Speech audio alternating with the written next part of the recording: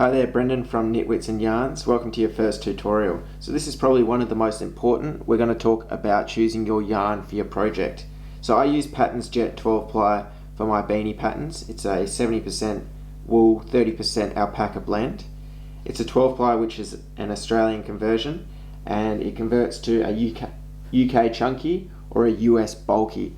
But what you want to focus on is this right here. So this is your gauge. So for this yarn, it's asked for 16.5 stitches across, 22 rows up, and that will give you your 10 by 10 centimeter tension square or a 4-inch tension square if you're in the US.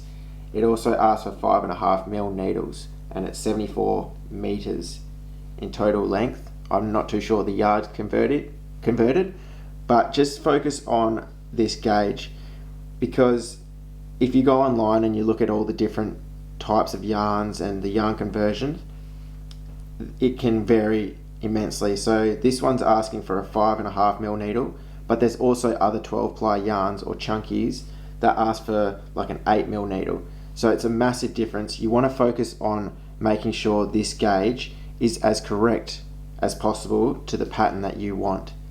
So my pattern's asking for 16.5 stitches wide.